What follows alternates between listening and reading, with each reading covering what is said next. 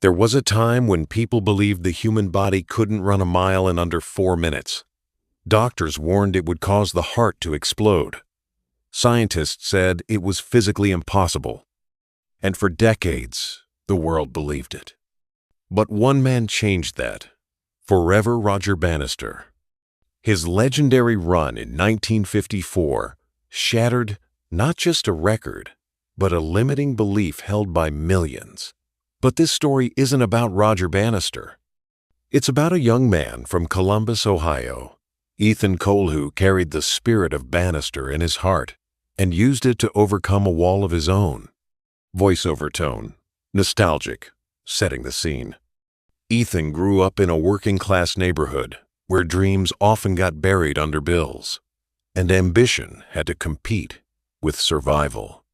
His father worked 2 jobs, and his mother juggled evening shifts just to keep food on the table.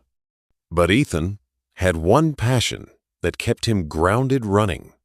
He wasn't the fastest, he wasn't the strongest, but every morning, before the sun rose, Ethan was out there running through the cracked sidewalks and foggy streets. He had a dream, to earn a college scholarship through track, not just for himself, but to give his family the break they desperately needed. His senior year of high school, Ethan tore his ACL during a race. The scholarship offers vanished. Coaches stopped calling. And for the first time in his life, Ethan stopped running. Doctors told him he'd never compete again.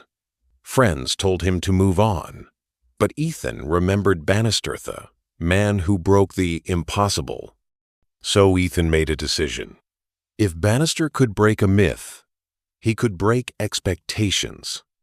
For the next year, Ethan devoted himself to recovery, not just physically, but mentally. He studied sports psychology. He meditated. He trained in silence. No cameras, no coaches, just discipline. Every night, he watched that grainy video of Roger Bannister crossing the finish line. And every morning, he ran again, limping at first, then jogging, and eventually flying. 2 years later, Ethan qualified for a Division II college track team. But that wasn't the goal. He had one mission: break the 4-minute mile.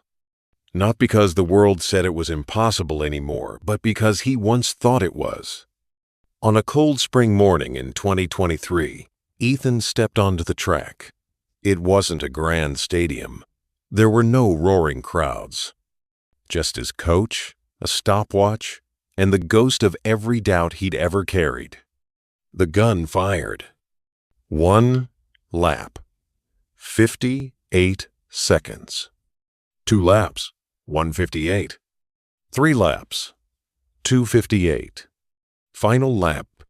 Ethan surged forward, legs burning, heart pounding, memories flooding his mind, his mom working late, his dad's exhausted smile, the quiet mornings, the endless doubt.